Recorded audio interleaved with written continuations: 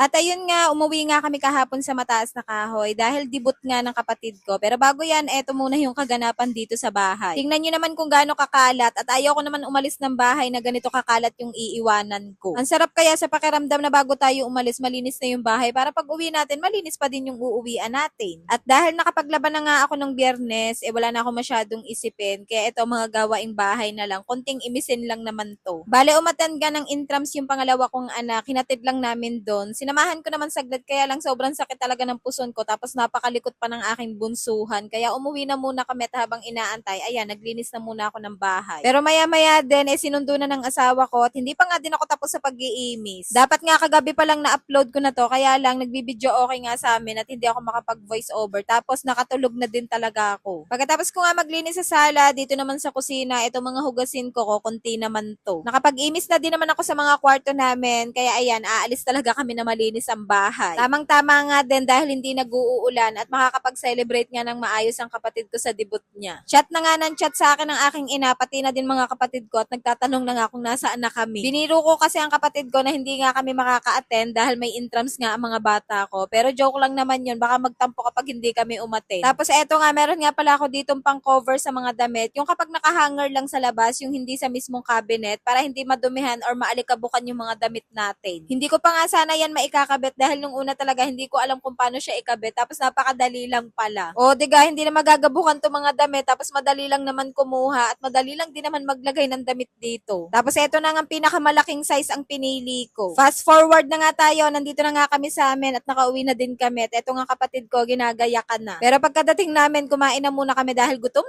na talaga. Syempre, madami na din talagang tao. Etong hang lola ko, nako, malakas pa ang pandinig at mga tuhod sa akin. Na para bang hindi siya napapagod. At eto nga pala yung tiyuhin ko na palagi namin tinatawag basta magluluto dahil yan talaga yung tagaluto namin. Tapos eto namang si Papa Lex ang naging MC nitong kapatid ko. At eto nga nag-umpisa na tapos etong aking ina umiiyak sa tuwa. Syempre, sino ba namang hindi matutuwa kapag naiparanas niya sa anak yung ganito sa amin hindi namin niya naranasan. Pero okay lang naman yun. Naiintindihan din naman namin dahil sobra ba namang hirap ng buhay noon. Medyo iba-iba na nga ngayon dahil nagagawa na ng paraan at meron nang nagpapautang. Charis! Tapos eto naman ang mga pinsanin ko na nag-aabang na ng barikan. Pero nakakatuwa naman dahil napapaghalata talaga na mahilig sila sa shot puno dahil nung 18 shot na, nakumpleto sila. Talaga naman, basta shot puno na ang pag-uusapan, present na present talaga yung mga pinsanin ko. Isama pa natin yung mga tiyuhin ko, saan pa ba naman magmamana, di sa mga ama. At eto na ngang 18th roses ang pinakalas at kasali nga ulit itong asawa ko. Sabi ko nga, isayaw naman ang ayos itong kapatid ko. Tingnan nyo naman. Wish ko naman dito sa kapatid ko, bukod sa malusog na pangangatawan, sana makapagtapos ka din ng pag-aaral.